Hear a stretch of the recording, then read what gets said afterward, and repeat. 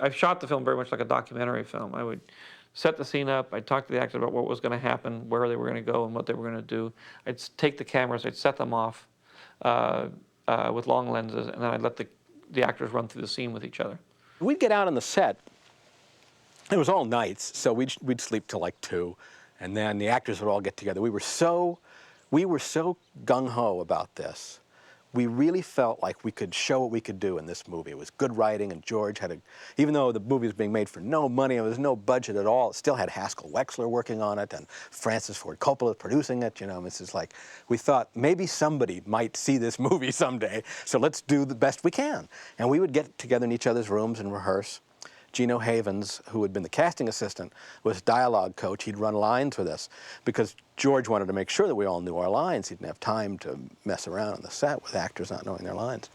So we'd rehearse in the afternoon, then around 6 we'd get our call. We'd go out to work. And George would I don't know, we'd go out there on the set, we'd be doing a scene, you know, standing around a car, and he'd say, where do you want to stand? You know, I was expecting the director would block the scene. Tell you be here, but George would just say, how do you want to do this? So I'd say, well, I don't know, I guess I'll lean against this car, and I'd stand over here and he'll stand over there. And then we'd start doing these scenes. And one of the first things George told us, one of the first things he said was, I wrote this script, so I'm giving you free rein to change any line you want. Say it however you would say it. Because he wanted that very naturalistic feel. So we'd just stand around the cars, and then we'd do these scenes. We'd do them over and over. And after each one, he'd say, that was terrific. Let's do it again. And so we'd all look at each other and say, if it's terrific, why are we doing it again? You know, what does that mean exactly? But he just wanted to see what would happen. Basically, what I got from George after each take was terrific. I remember, that was his word. Terrific, and this. Because that's all he ever said about any scene, terrific. And as actors, you know, we kind of wanted this sort of dialogue, this sort of exchange. And at one point I went to George and I said, well, am I doing okay for you? Because you're not saying much, to tell you the truth. And he said, no, he said, I'm getting great material. And he said, I'm shooting this in a kind of a documentary style. So I want this naturalism. If you're really doing anything that I didn't like, I'd tell you, but it's great. And he says, and frankly, we're going so fast, we're on such a low budget and such a fast schedule that I'm going to really wind up doing most of my directing in the editing room. I'm going to make a lot of choices and really define the movie in the editing room. I had to make this entrance on this Vespa, and like so many of the vehicles in the movie, it wasn't really a particularly good thing. I mean, it looked fine, but it didn't run very well. And he didn't know how to drive a motorbike. I had like an hour before we shot the scene to practice taking it around the parking lot of the drive-in. I showed him a little bit, and somebody else showed him. My plan, because I was supposed to do something funny on the entrance, that was what was called for in the script, I thought I would ride it in, bump up over a curb, put the thing into like third, and let the clutch out so it would jerk. And I thought that would be funny. I got ready. We stopped traffic on Van Ness in San Francisco because it was right in the middle of downtown. There's a big crane and everything. It was a huge deal. So I came in. I finally got the Vespa and came around, bumped up over the curb. It wasn't really all that good a bump. I wasn't that happy with it. And I couldn't get it into third. So I just left it in first and let the clutch out, hoping it would stall. But instead, it took off. So this thing scoots forward this way with me still hanging on to it, bangs into a trash thing that was there, and then finally stalls and dies. And if you look at the movie, I stand there for a minute thinking somebody's going to say, cut, right? Because this was a mistake. This wasn't supposed to happen. And I'm waiting. I don't hear George saying cut. So I figure, you know, good theater-trained actor, keep acting. So I saw Ronnie and I walked over to him. We started playing the thing. And then later on, I apologized. I said to George, I'm sorry about that. I couldn't control the thing, and I don't know how to ride a Vespa. He said, no, it was great. We're keeping it. There are a lot of mistakes in the movie. And it seems to me that every mistake that happened, he'd cut into the picture. In fact, I thought that he would keep doing takes until something would go wrong. And then that's the one that he would print. That's the one that he'd like. There's a scene where I rob the liquor store, or the guy, I go in to get the thing, and the guy robs the liquor store. And the guy comes running out, and he throws the bottle of booze to me as he's on his way out of the thing. Well, I would be standing with my back to the store, I guess, because I was looking at candy. And he would run out, and he'd throw the bottle, I'd turn around, and I'd catch it. And it worked really well. I caught it really nicely every time. We kept doing it. We kept doing it. I'm thinking, it's working. I don't know why George wants to keep shooting this. One time, I turned around, and I turned around late, and the bottle had almost hit the ground, and I just caught it before it hit. And that's the one that he printed. You know, it was like too clean the other way. He wanted it to be, you know, he wanted those mistakes. There was one scene where Charlie Martin Smith comes from the liquor store and he asked me for some money. Hey, did you get it? Did you get it? Did you get it? Did you get it? You got it. You got it. I flubbed the line and I said, did you get it? Did you get it? But I kind of flubbed, did you get it? Hey, did you get it? Did you get it? Did you get it? And I hated the way that scene came out. And so I said, George, can we do it again? He said, nope, that's it. That's the print. And I was like so bummed out that, you know, that was always going to be there, that flubbed line. Every time I see the movie, there it is, you know. So we learned pretty quickly that, you know, you better get it right the first time because he might choose the first take. When the water balloon hit me in the face, I was supposed to be angry. But I couldn't, you know, I was laughing through the anger, and it just really worked because it's such a bizarre thing to have a water. First of all, the water balloon was supposed to hit here, and the water was supposed to go in my face, but it hit me square in the face. And in rehearsal, you know, we'd been told that the balloon would hit here and the water would go on your face. Well, that didn't happen. It hit me square in the face, and I was just taken aback. And I remember trying to be really angry, but then I just couldn't help but laugh. And that's what they used. I think we only did it one time. Very funny. What a job. Quit laughing. Let's catch him at the light. Then you jump out and fight. Hey, wait Just a do what minute. I say. All right, boss. The shaving cream sequence was so much fun. It was also fun, you know, we'd established the shaving cream by me putting some on his nose, and he goes, hey, driving is a serious business. I'm not having any accidents because of you. And it was so much fun doing that shaving cream because I was only supposed to have like 1 can or 2 cans, but we used 17 or 18 cans. Well, the scene where we put the shaving cream on the car was fun because George just let us do whatever we wanted. And I remember jumping up on the car and jumping off on the other side and jumping up on another part, and the people inside were screaming, and it sort of grew. And after a couple of takes I was doing that, George took me aside and said, you know, Paul, can you try to be a little easy on the car? You know, that's not our car. The girl owns the car is in there, and she hasn't said anything yet, but, you know, you're marking up the car with your boots. And I said, oh, I didn't realize that. I thought it was a prop or something. I didn't know it was somebody's car.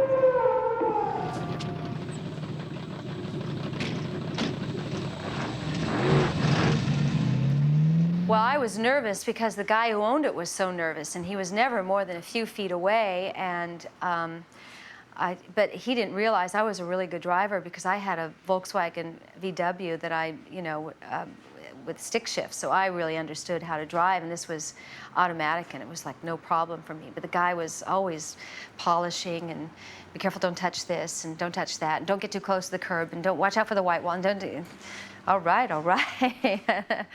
The only research I did for this role was to read the script twice. I had actually lived that in my high school. My boyfriend, who I was deeply in love with, left me for another girl, and it came to me actually and said, I think we should date other people. That seeing other people while I'm away can't possibly hurt, you know? So it was very, very close to home in that respect. In fact, I remember telling George when he told me that, it was sitting in a car. So I totally understood where this character was coming from and how desperate she was and confused and hurt and would go to any length to win his love and approval back and keep him there, which I thought was a very mean thing to do. But, you know, she was just a girl. She's just 16. American Graffiti is only my second movie. I was working with some very talented people, but they were also very young. So it was a group of actors, but a group of very young actors who were, you know, teenagers. They're very much like the kids in the movie. The whole cast was required to be on location for the entire period of the shoot, which left the people who weren't working any particular night hanging around the hotel at night with very little to do. which led to some of the legendary partying. Cindy and Ronnie and Richard and Charlie and I and Mackenzie kind of ganged together. And then there was the other ones, Paul and Harrison, who were like the Hells Angels of the group. And they were always causing trouble, and we were always gossiping about them. But Harrison and Paul were, were definitely the rowdy ones. You didn't joke around with Richard Dreyfuss. He was very serious. But occasionally you could pull a prank on him. My recollection of it is that they kind of warned him that they were going to throw him in the pool. And so there was a kind of a little kind of cat and mouse interplay there going on for a while.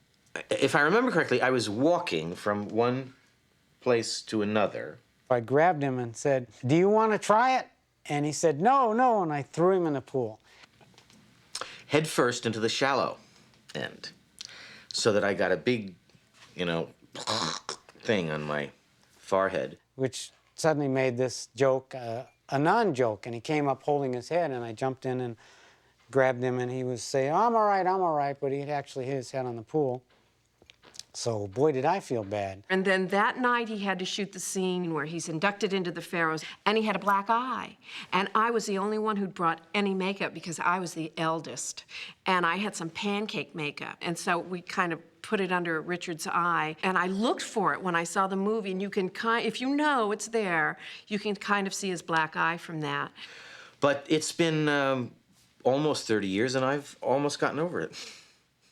George Lucas, knowing me, feeling comfortable with me, he allowed me to intrude my opinions on scenes relating to the actors, because a lot of the shooting, I'd be sitting in a car with an actor, with Richard Dreyfuss, for example.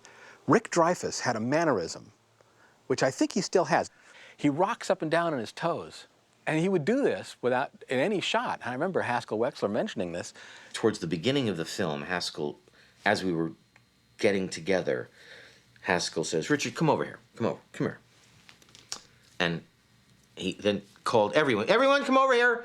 Come on, and he called the whole crew and cast together. And then he said, ladies and gentlemen, I'm going to do an imitation of Richard Dreyfuss's acting. And then he went, and then he turned to me and he said, be still. And then he walked away. I was jumping around too much. Now, he's a friend of mine, you hear. And little girl, you better call him or the wolf man gonna get you. At that time, I didn't understand when they would shoot out of sequence, not in order. So they were doing the sock hop, which I thought was so exciting. And all my little team members, my gymnast team members, were working as atmosphere. So I jumped into the sock hop and learned the sock hop, and I was running around, and all of a sudden they yelled, cut. And an AD ran in there and says, you can't be in this scene, you're supposed to be in the bathroom. And I said, but you're not shooting in the bathroom right now. He says, no, you don't understand. In the film, you're in the bathroom. So then they pulled me out of the scene. That's a forgettable week. After you're elected senior queen, you'll have so many boys after your bar. George Lucas shot all of the dance scenes, all of the scenes up on the stage, all of our stuff and the bathroom stuff before it, Ron Howard's and mine, in one day. But a really interesting day. Also, you know, in the small world category, I acted in that scene with Kathleen Quinlan, who I directed years later in Apollo 13, where she actually got an Oscar nomination for Apollo 13. American Graffiti was shot more or less in sequence. And what was great about it was that as the production wore on, we became more and more exhausted. By the end, you know, we all had circles under our eyes, and we looked like we'd been up all night. Well, we had been up all night for weeks, and it showed. But everybody became kind of, you know, a little punchy. We were all staying at this hotel and working from basically 9 o'clock at night to 6 in the morning. And then we go back to the hotel, where there was a convention of dentists who were not on the night shift. They were on the day shift. So they were in the pool, and they were raucous. So I never slept. I think I didn't sleep for a month. That's what it felt like. But it was also thrilling, you know. I mean, it was my first, what I thought of as my first film, really. And we were out together on this adventure. We didn't have any sort of creature comforts. I mean, there were no dressing rooms or anything. On American Graffiti, we all had to share the same trailer. One Winnebago, all the wardrobe was in it, the makeup was in it. We didn't wear makeup, but the girls had their makeup and their hair. Everything happened in this one thing. So that you literally were, you were standing next to the costumes like this, and then someone was putting makeup on like that, like, We all got pretty cozy that way, seeing everyone in their underwear half the time. And so we were always on top of each other, you know, when we weren't in our, you know, rooms at the hotel. There were no even chairs, you know, on the set, nothing. You had to sit on a curb or in a car. Sometimes in the cars, and it'll be Ron Howard and myself sitting in the front seat, Richard Dreyfuss will be asleep in the back seat because we had nowhere to go. But I finally went to Francis and I said, you know, Francis, I know it's a low-budget movie. It's great. The spirit of the movie is wonderful. Do you think we could have a chair? Could we just have chairs? He said, well, no, there's nothing in the budget for chairs. You know, we believed very much that films should be lean and mean, and there should be no amenities, and you should get in and do it and get out, and that's where we made movies in those days. It doesn't look like it in the movie. It was supposed to be the summer, a hot summer, but it was cold. We were like wearing sweatshirts and things between takes. And then it was an acting task to pretend it was hot. So we sit there, oh yeah, it's hot, okay, action. And then, give me my jacket when you say cut. Hey!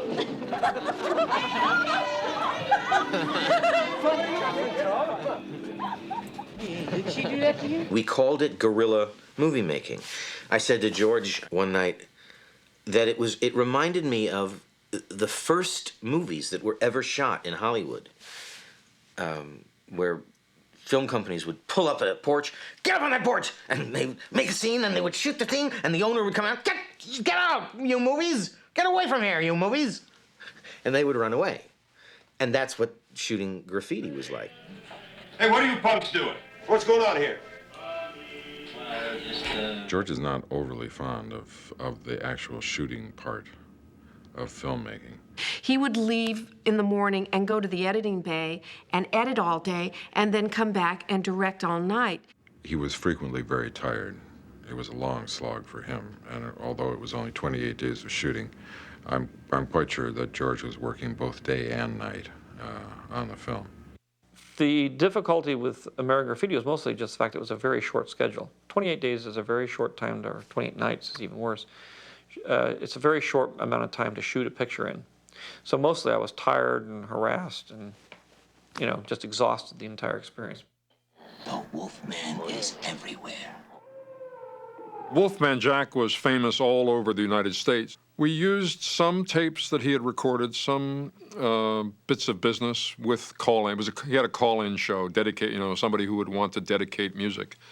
Wolfman came in and he did probably 5 or 10% of what you hear him doing is newly recorded, but most of it's from real sessions that Wolfman had already done. When you finally meet him, it's a little like the moment at the end of The Wizard of Oz when Toto pulls the curtain aside and you see that a voice that came from everywhere and seemed to know everything and control everything. After all, it's just a little man twirling some dials in a secret control booth. Have a popsicle. The icebox just broke down and they're melting all over the place. You want one? We had written the scene for Wolfman where Rick visits him. George called and he said, I think we can talk Wolfman into doing it, but if you would visit him at the station. And the station happened to be about 3 blocks from where we were living. So we drove to visit Wolfman. It was exactly like in the movie where Rick visits Wolfman. He was on the air and we came in and we gave him the scene. When he read it, he was so moved. He said, this is absolutely wonderful. You know, I'm dying to do this. So for me, it was like meeting an icon. I mean, you know, we had grown up with Wolfman Jack and then we drove 3 blocks back home.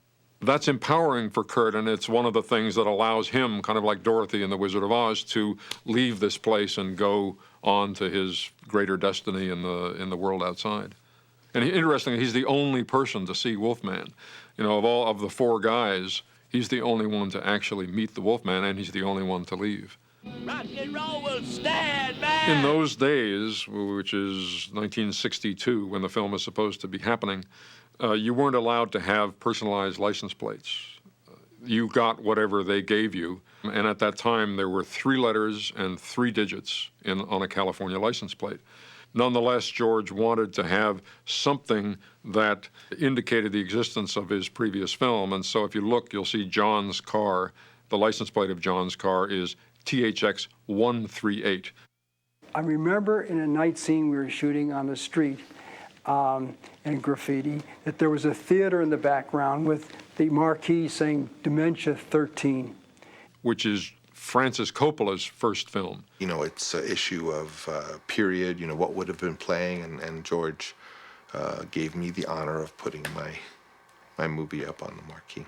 I was told that it's very important to get it in a frame, and I remember also that it didn't fit the frame exactly, so I had to get some crazy lower angle with the car in the foreground so we could see it. So there are these little inside references to these 2 previous films.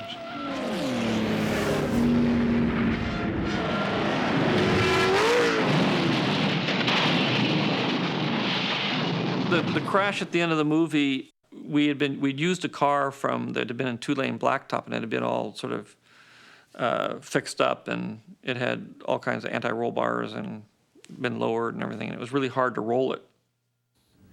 And we always had to shoot it at dawn, so it was a magic hour shot, and we had only one chance, one take, each time we tried.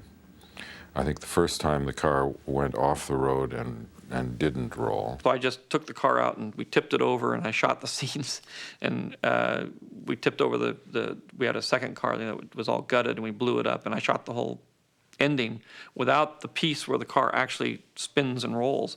So I came back with a second stuntman about 2 weeks later, and we tried to shoot it again. He couldn't roll it.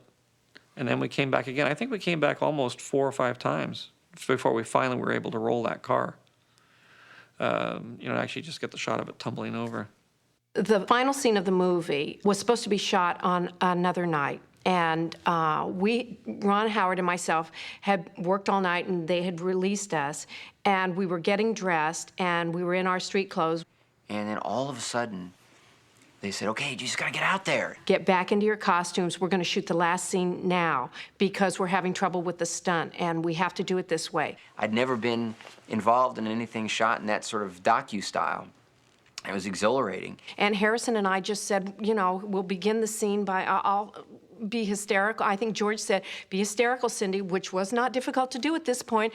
And I was hitting him, and we did the whole scene in one with 2 cameras rolling. Cindy Williams and I just sort of improvised the scene of getting back together and making sure she was all right, and me telling her that I wasn't gonna go, and Haskell shot that all handheld out in the field, you know, and we had just a 5-minute window to do it because he needed to catch the light at just the right moment during the dawn. And it was very exciting. And that was it. It was one take. I had kind of mixed emotions because here it was this sort of climactic moment for my character in the movie, and it was all started, shot, and finished within about 5 or 6 minutes. And I thought, wow, you know, I mean, how could that be any good? You know, Vincent Minnelli would have taken all day on this. Oh, that was beautiful, John, just beautiful. Huh? I was losing, man. What? We didn't know the scene. We hadn't learned it. We weren't supposed to be doing it that night. And they're saying, the light, you know, the sun is just coming up. We got to get out there. We got to do it now. They set up this dolly shot, and Paul and I tried to run the lines, but we didn't remember them. Okay, so we just did an improv. And it is a classic kind of acting school improv, that last scene. Okay. Oh, get out of here. Jesus, what a night. They didn't want me to put anybody at the end of the movie. That was their basic idea, which is it wrecks the movie. And I said, no, it doesn't. It puts the whole thing in perspective. We thought it was too explicit, but people were absolutely blown away by it. But you know, every time you take this really strong position about this is really terrible and why do you need something so obvious? And then when, you know, the picture became a hit, of course we got all these phone calls. What really made it in the move for me in the movie was the epilogue, you know. And, you know, George had been really insistent on the epilogue of wrapping up the people's lives. Then she said, well, if you're going to put the guys there, why don't you put the girls there? I said, well, what, if you put, you know, if you have 8 people at the end of the movie instead of 4 people, it's 2 cards. It's 2 cards, it's twice as long, and it kind of disrupts, you don't, you know, it's like a little explanation point that's at the end of the movie. It isn't a big thing. So for creative reasons, I said, no, this is about these 4 guys. Well, I thought it would have been interesting to see what happened to the girls too, but it was a choice that was, you know, that George obviously made for a reason, and I think that reason was that it smacked of the times. Ultimately, it's really a movie about 2 guys, you know, Kurt and Steve. One goes, the other stays. The fact that I knew that Steve was going to wind up being an insurance salesman and stay there definitely informed my performance. This was not an entirely adventuresome person. It was always part of the idea. So when we were shooting it, I certainly knew that that's where this guy would end up. And that, to me, was an important part of that character. George showed a bunch of stuff at the wrap party. He showed a kind of a montage, which was really a nice thing for him to do for all of us, because we were dying. We kept saying, when can we see something? We were just so anxious to see something. And he showed us a bunch of stuff at the wrap party, and it looked so good. We were just so jazzed. We thought, wow, this could really be a good movie. The first cut of the picture was done, and it, you know, I'd put all these songs down, and I'd written the scenes of the songs and everything. When we cut the whole thing together, it was a 3-hour movie. So it was, you know, obviously I couldn't release a 3-hour movie. So it took another 6 months for me to get the film cut down to be the 100 minutes that it finally ended up being. Or get it to be as good as it was in the original 3-hour version. The challenge of doing the film was to both achieve what George wanted, which was wall-to-wall music, and yet do it in an interesting way that not only allowed you to enjoy the story, but somehow made you feel even more that you were swimming in the world in which these kids swam all the time. I wanted the sound to have that kind of very documentary, realistic feel to it. So we took the records and we re-recorded them in situations where streets, gyms, between buildings, and moved the speakers around when we were re-recording it. So it sounded a lot like what it would sound like if the music was coming from a passing car to create that reality. So that was how we eventually came up with the technique of worldizing the music, of plunging it into the world acoustically, into which it apparently was when you looked at the image. Oh, Mason, you can beat him. I think one of the more extreme examples of what we did with the soundtrack in terms of mixing those various components was the period when Kurt is kicked out of the car. When you're in the car, you're hearing the sort of close-in, muffled, slightly muffled sound of car radio speakers of the time. I've been silly. And then when he gets kicked out and he's at those crossroads kind of wondering, you know, what's going to happen next, the music becomes probably the most ethereal that it ever is in the film.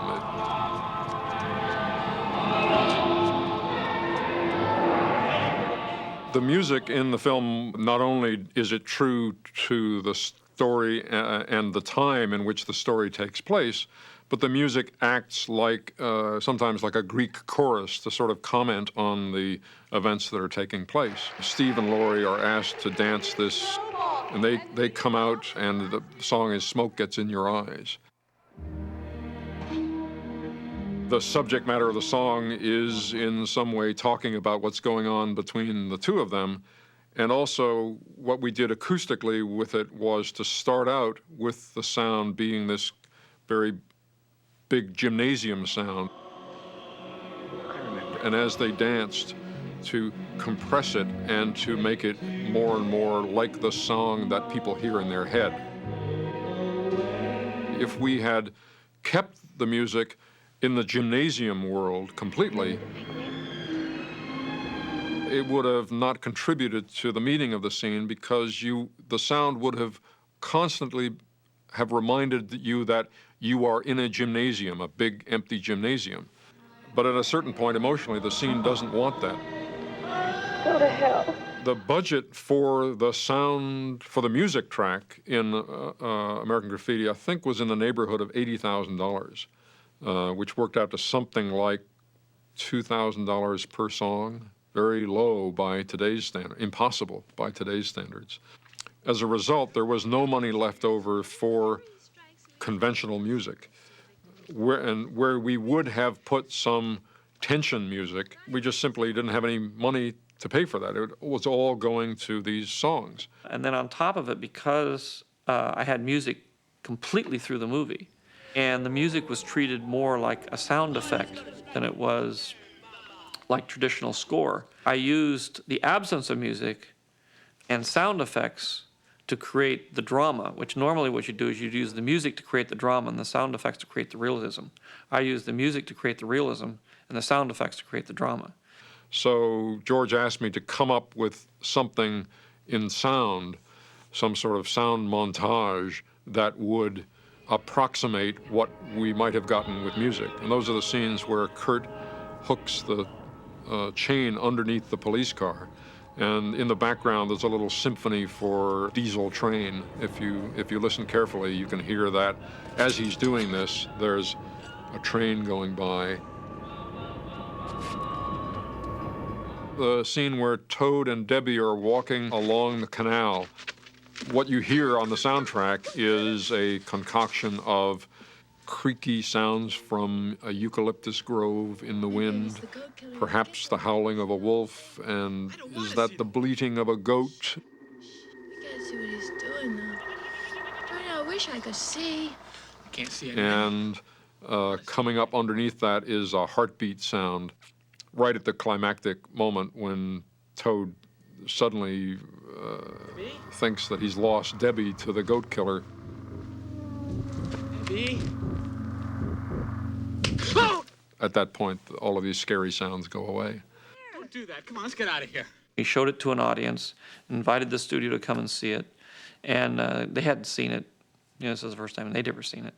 And the audience loved it, went crazy, and the studio didn't like it very much. The executive from Universal was there, and he came up to me with a grave face, and he said, well, he said, we have a lot of work, and I just couldn't believe that he didn't see what he had, and George was cowering in the background, you know, because he didn't want to get in the middle of this, and I remember telling the guy, I said, listen, if Universal doesn't want the picture, you know, I'll buy the picture today for what you have in it. And I remember telling him, I said, you should get on your knees and thank this young man for what he's done for your career. When the movie was finished, and Universal was very worried about it in every regard, you know, what they were going to do with it, there was talk of putting it on television, and they just didn't know what to do. We would have screenings whenever somebody like from the marketing department or somebody at Universal wanted to see the movie. We'd always get all the production assistants and the secretaries, and we'd fill the theater. So every time we do it, we'd do it in the big theater with 100 seats, and we'd fill the 100 seats. So if 2 or 3 people wanted to see the movie, there'd always be 100 there. And eventually word got around town that this was a great movie, and everybody wanted to see it. And it was really out of that enthusiasm of really the low-level people at Universal that the movie ended up getting released in a theater. So I didn't really have high hopes for the movie. You know, I liked it. I knew the audience liked it, but, you know, it's one of those things that you don't really expect it to take off and be a hit.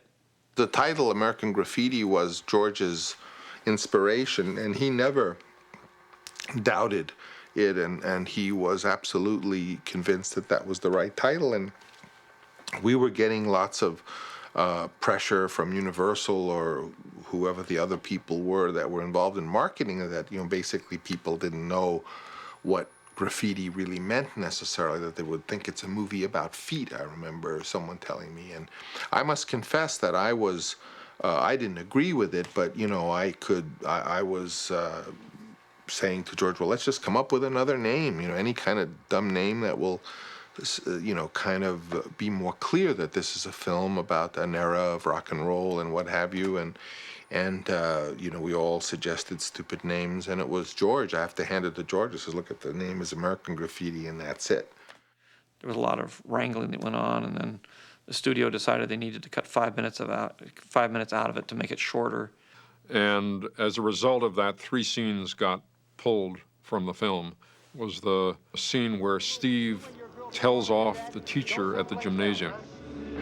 Hey, Cruz, why don't you go kiss a duck? And then there was a scene after a little incident at a stoplight where Toad pulls Steve's car over to the side and looks at the damage, and there's a salesman, a car salesman, sitting on a gigantic seat that George discovered. It was a real thing that George discovered. And then there's a scene with Harrison Ford singing Some Enchanted Evening to Laurie. And then when Star Wars came out and was a big hit, I forced them to put the 5 minutes back in for the video. So now on the video and all the releases that are out there, it's always, you know, my version, not their version. Their version has disappeared. In our minds, we couldn't imagine this picture would be a success because it was such a small picture and it had no movie stars or anything you associate with a Hollywood success.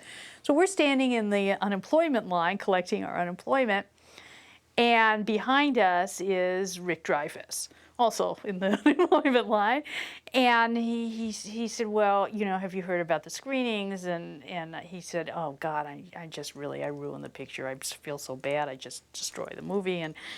And you know, we were very nervous. We didn't know what to say, and we kept saying, no, we think you're really good. But you know, we can't imagine the movie will do anything. And then a person in front of us in the line said, hey, I was at a sneak of that preview last night. That movie's really great. Well, I got terrible reviews in San Francisco. San Francisco Chronicle said it was the worst film ever made. You know, they have these little men that sit in boxes, and you know, he's either standing up cheering, or he's clapping, or he's just sitting there, or he's asleep, or he's not in the chair. Well, American Graffiti is not even in the chair. So that was the San Francisco opinion of it, which was extremely low. But fortunately, a lot of the rest of the country liked the movie. Whenever you do a movie like that, you know, you get bad reviews, you get good reviews. I would say that probably on that one, 70% of the reviews are very good, and you know, 30% were pretty awful. You know, there are themes that I've been fascinated with, and they start THX and they continue through American Graffiti and they go into Star Wars, and they evolve and mature. But I like to take themes that I feel strongly about and then put them in different kinds of situations and explore them in different contexts. And that's a lot of what was going on in all 3 of those movies. You'll see a lot of issues reemerge in different ways. In all 3 of those movies, it's about a lead character who is put into a situation where they have to make a decision to leave. They're all about that transitional time in a person's life when you have to make a very major change. How do you become brave enough to take one step beyond and go into something that you're not really that experienced at? It was one of the first films to use music from records. It was one of the first movies to ever tell 4 stories simultaneously and have the 4 stories not really be connected with each other. The studio said that was impossible. You can't do that. You have to tell one story and then the next story and the next story and the next story. Well, now all of television is done that way. I mean, almost every television show has got that style. But at the time, it was extremely controversial. And one of the reasons that a lot of the studios would not touch it was because I was trying to intercut these 4 stories. It seems like now it's like ridiculous, but at the time it was a big issue. They wouldn't make the movie. They didn't feel the story had enough, you know, Hollywood pizzazz. I mean, they wanted a murder. They wanted kids getting killed. They wanted to have it be, you know, really hyper. And I didn't want to do that. You know, I was fortunately able to make it because I made it for so little money. I think one of the reasons it was as successful as it was because it was very different from the standard fare of the time. It's interesting because Star Wars sort of suffered from the same fate. People don't realize with these kind of movies that have become very successful. I mean, American Graffiti is one of the most successful investments of all time. The return on the dollar spent is, I think, greater than almost any other movie made. But it's because of the fact that they're fresh and they're different and they're experimental that I think people like to watch them. Now the whole industry sort of moves in that direction and they become the standard, but people forget that at the time those movies were made, especially American Graffiti, it was a very avant-garde movie.